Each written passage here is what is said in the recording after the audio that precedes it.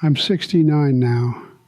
For most of my life, I believed that movement meant progress. If something felt dull, I changed it. If a place became too familiar, I left. I never called it running. I told myself it was growth, experience, becoming more. I grew up in a house where staying was never celebrated. My father worked long hours and came home tired, carrying his frustration with him. My mother learned to keep the peace by lowering her voice and her expectations. Nobody ever said, "This is enough." I absorbed that lesson early. I promised myself I wouldn't settle into a life that felt small or predictable. In my 20s, I married a woman named Ellen. She liked order, grocery lists written neatly, the radio tuned to the same station every morning. She folded clothes the same way every time.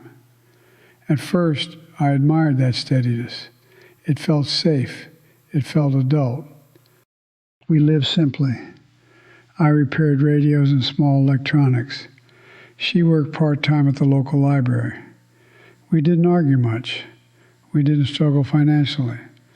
Our evenings were quiet, sometimes talking, sometimes just sitting in the same room, each of us doing our own thing. There was nothing dramatic to point to, nothing broken. But the quiet unsettled me. I didn't have the language for it back then. I just knew that I felt restless in moments where I was supposed to feel content. When Ellen talked about plans years into the future, my chest tightened. When routines repeated themselves, I felt like time was closing in instead of opening up. So I stayed later at work, took on extra repair jobs that barely paid but kept me busy. When Ellen asked if I was tired, I said I was fine. When she asked if something was wrong, I said no. I wasn't lying exactly.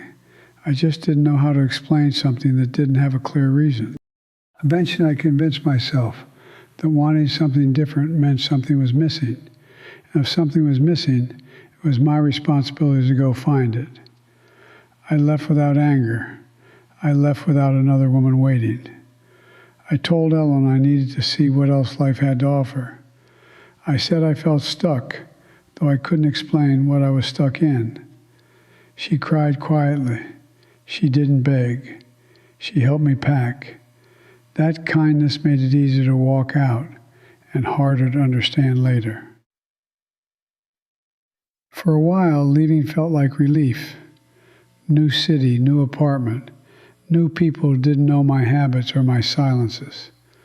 I could introduce myself however I wanted. I told stories that made me sound more decisive than I really was.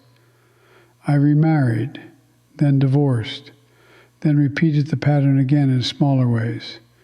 Relationships that stayed light, friendships that never got too close. I became very good at starting over. New furniture, new routines, new explanations for why things didn't last. People admired my independence. They called me adaptable. I wore that label proudly. It sounded like strength. What I didn't notice was how little I was letting anyone rely on me. I have children. They are kind people. They check in. They show up on holidays when they can. But there's a distance between us that feels polite rather than warm. I don't blame them. I wasn't a steady presence. I was a voice on the phone, a man who drifted in and out of their lives, with stories and advice, but no daily weight. Last winter, I slipped on my front steps and broke my wrist. It wasn't serious, but the fall shook me. I lay there longer than I expected, staring at the sky, waiting for the pain to settle. What stayed with me wasn't the injury. It was the thought that no one would notice right away if I didn't get back up. After the cast came off, I found myself slowing down in ways I hadn't planned. I stopped rearranging my days to avoid silence. One afternoon, I opened boxes I've been carrying from move to move for decades. Old manuals, receipts, photographs I'd never framed, and letters. One of them was from Ellen. She had written it years after I left.